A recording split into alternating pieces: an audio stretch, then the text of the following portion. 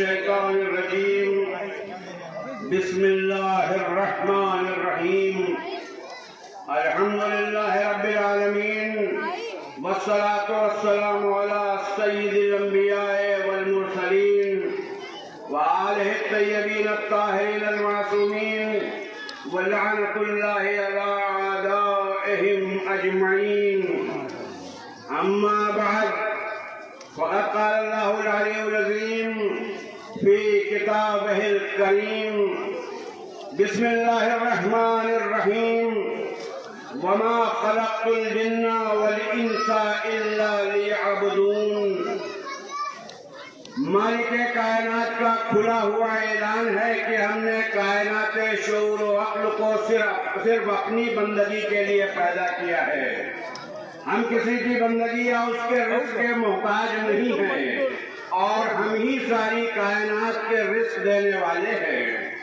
قدرت کا منشا صرف یہ ہے کہ انسان اس کی بندگی کر کے اس کا قرب حاصل کرے اور قرب الہی کی ان تمام لذتوں سے آشنا ہو جائے جن سے اس کے تمام عباد صالحین آشنا رہے.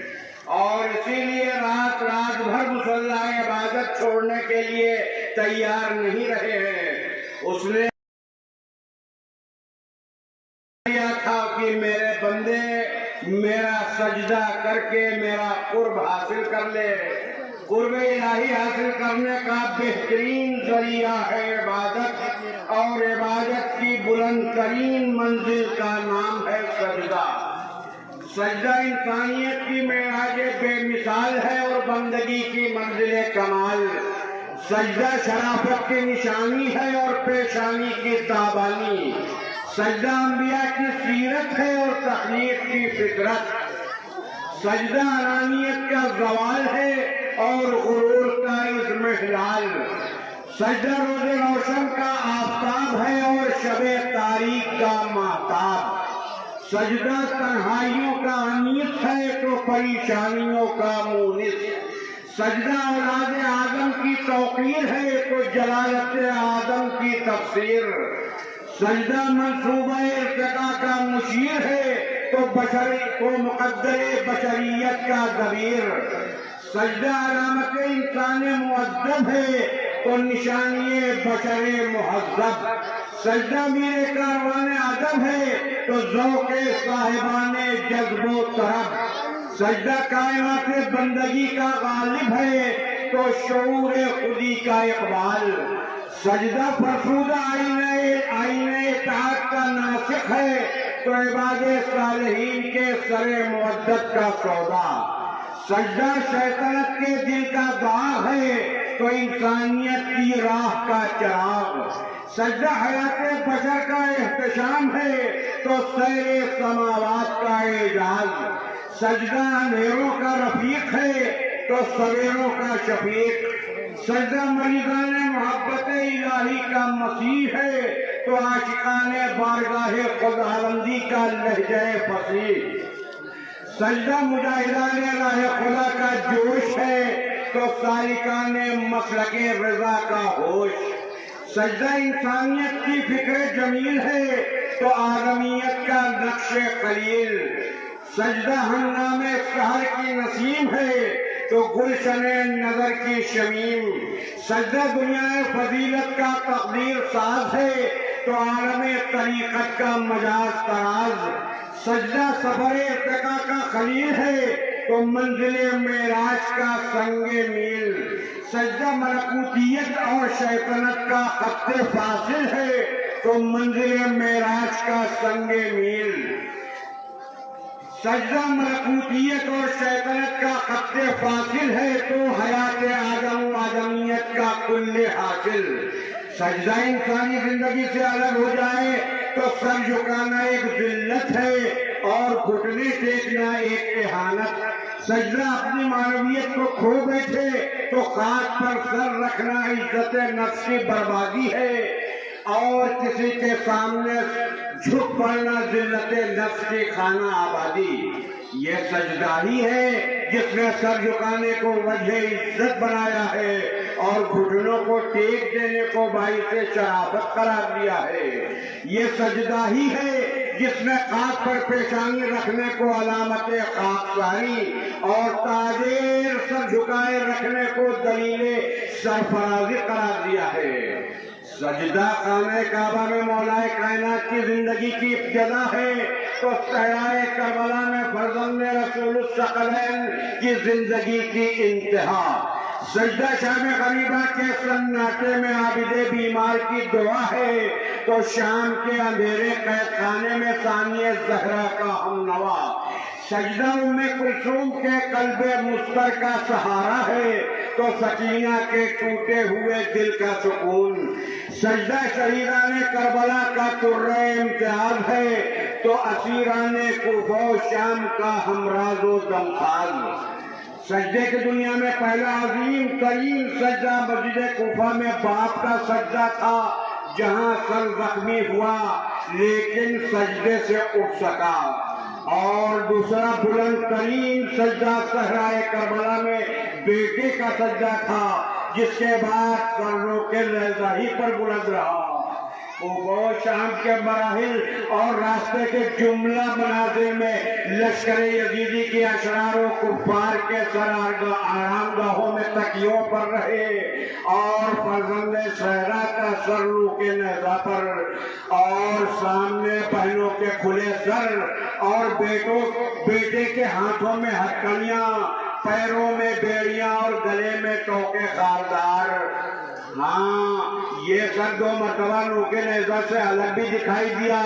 پہلی مرتبہ جب یزید نے سکینہ کی محبت کا امتحان لینا چاہا اور کہا یہ سر تخت سے نہ اٹھایا جائے گا اور تمہیں بھی آگے بڑھنے کی اجازت نہ ہوگی اور تمہاری محبت کا امتحان لیا جائے گا، اور بچی نے کرتے کا جلا ہوا دامن پھیلا کر آواز دی، بابا بابا یزید کے بڑے دربار میں آپ کی محبت کا امتحان لیا جا رہا ہے بابا، بابا اپنی بیٹی کی لاج رکھ لو بابا۔ اور سر حسین تخت سے اٹھ کر سکینہ کی آغوش میں آ گیا اور بچی نے آواز دی، بابا آپ کی محبت کے قربان، کیا آپ نے بڑے دربار میں اپنی بیٹی کی لاج رکھ لی؟ دوبارہ نہیں ماں بے مظلوم، اس مرتبہ تو سکینہ کے سر سے سر کو جدا، سکینہ کے دامن سے سر کو جدا کر دیا گیا اور سکینہ زندہ رہ گئی۔ لیکن دوسری مرتبہ زندان شام میں جب سر حسین سکینہ کی گودی میں آیا تو پھر بچی کے بیل کے بعد سیدانیوں کے نوحہ ماتم اور شور و شعر کی آوازیں سنائی دینے لگی اور باپ کے سینے پر سونے والی باپ سے جا ملی۔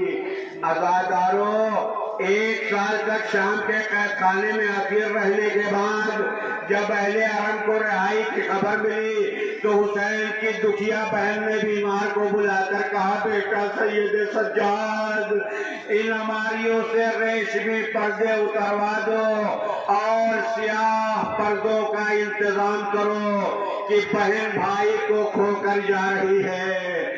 قافلہ رہا ہو کر شام سے چلا، 3 روز کربلا میں قیام کے بعد مدینے کے لیے روانہ ہوا۔ سرحد مدینہ پر پہنچ کر بیمار نے قافلے کو روک کر فرمایا، بشیر جا کر اہل مدینہ کو خبر کر دے کہ ہم کربلا سے لٹ کر وطن واپس آ گئے ہیں۔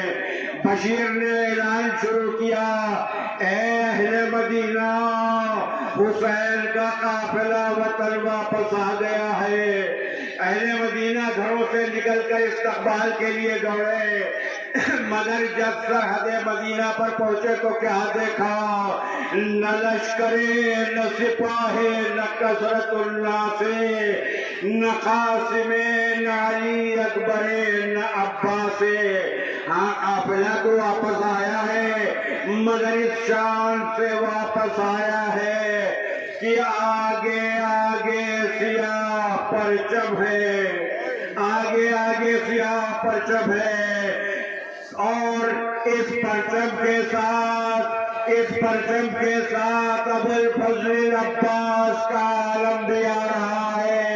نوجوانوں، پڑھو، استقبال کرو، یہ اسی باوفا کی نشانی ہے جس کی شہادت کے بعد امام مظلوم اس عالم کو لے کر یہ کہتے ہوئے خیمگاہ کی جانب چلے تھے، اے میرے قوت بازو، ضعیف بھائی کو عالم غربت میں تنہا چھوڑ کر چلے گئے۔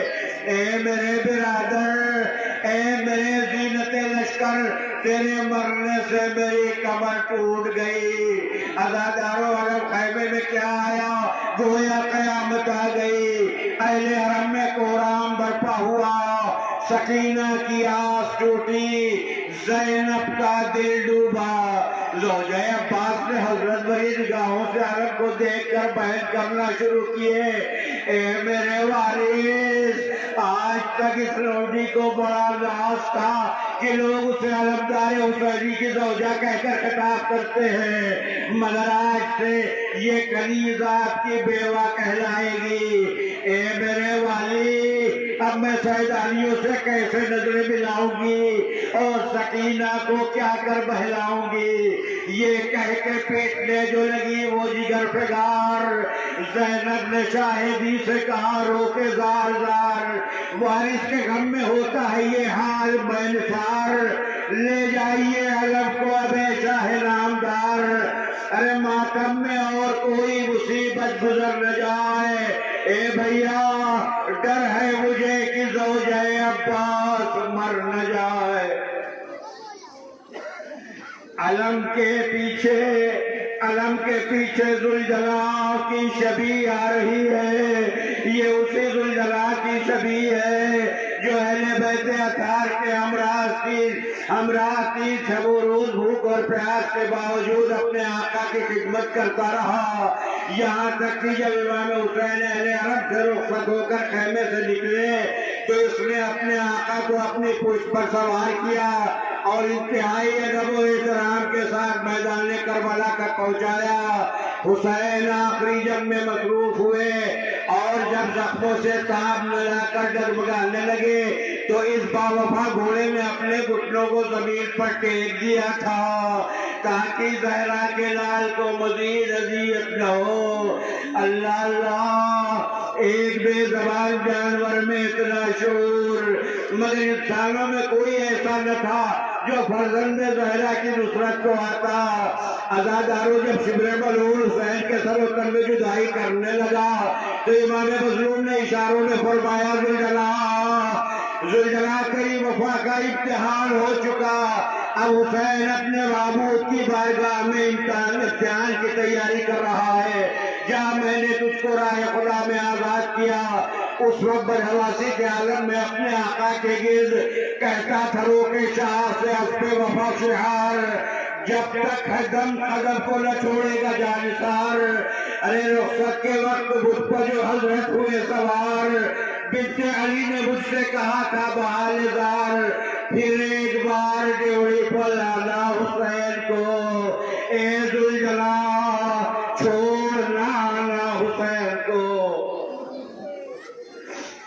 میری ماں بہنوں، اپنی گودیوں کے نونہالوں سے کہو استقبال کریں، اب اس مجاہد کا گہوارہ آ رہا ہے جس نے اس کمزنی میں 3 روز کی پیاس کے باوجود چند لمحوں کے لیے صحیح نواسۂ رسول کی جان بچائی تھی، لیکن جب رولا کے تیر شعبہ کا نشانہ بن گیا اور حسین اس کی خوبری میت کو لے کر خیمے میں آئے تو رباب نے سر سجدہ خالق میں رکھ کر فرمایا تھا، اے پروردگار گواہ رہنا کہ میرے بچے نے فرزند زہرا کی نصرت میں اپنی جان قربان کر دی۔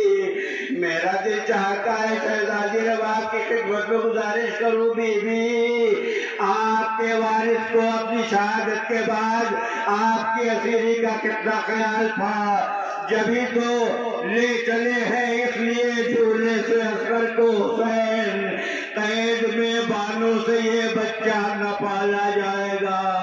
میری ماں بہنوں، اللہ تمہاری گودیوں کو آباد رکھے، مگر یہ خیال رہے کہ جب کبھی اپنے بچوں کو پیار کرنا تو اس کو جلی ماں کے مصائب پر 2 آنسو ضرور بہا لینا، اس لیے کہ اصغر کو کھو کے آ گئی واپس وطن رباب، لیکن نظر میں آج بھی چہرہ اسی کا ہے۔ گہوارے کے پیچھے اہل بیت اطہار کا لٹا ہوا قافلہ آ رہا ہے۔ عزادارو ادب سے اپنی نظروں کو جھکا لو۔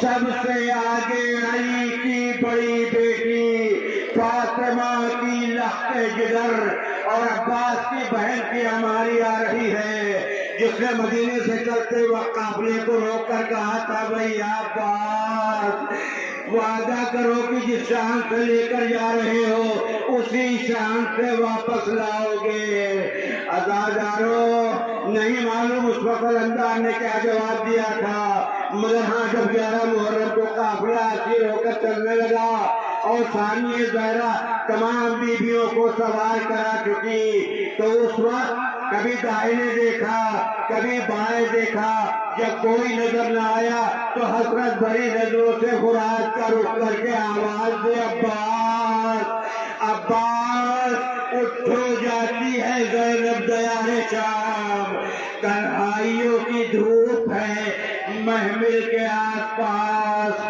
ثانیہ زہرا کا یہ آواز دینا تھا کہ بیمار کربلا نے پڑھ کر کہا پھوپھی اماں للہ والابدال کو آواز نہ دیجیے گا ورنہ قیامت آ جائے گی، دیکھیے ترائی پر سجا کا لاشا کاپ رہا ہے۔ عجب نہیں لاشا عباس سے آواز آئی ہو، شہزادی اگر موت نے مجبور نہ کر دیا ہوتا تو آج بھی یہ غلام آپ کی خدمت کے لیے حاضر تھا۔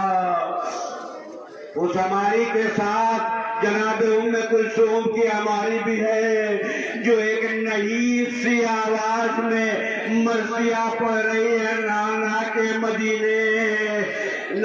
مدینے ہمارے آنے کو قبول نہ کرنا، ہم برادر لٹا کر واپس آئے ہیں، اب ہمارے سروں پر نہ وارثوں کے سائے ہیں نہ گودیوں میں بچے۔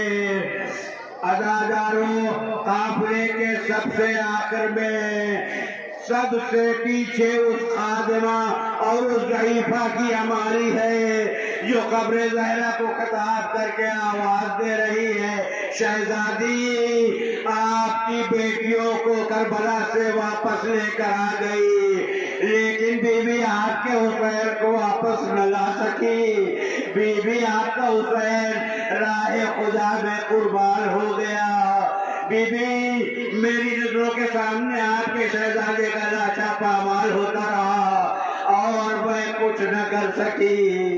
شہزادی میں بہت شرمندہ ہوں کہ آپ کے حسین کے کسی کام نہ آ سکی اور آپ کے کسی احسان کا بدلہ ادا نہ کر سکی۔ بی بی قافلہ تو وطن واپس آ گیا لیکن آپ کی سکینہ شام کے زندان ہی میں رہ گئی۔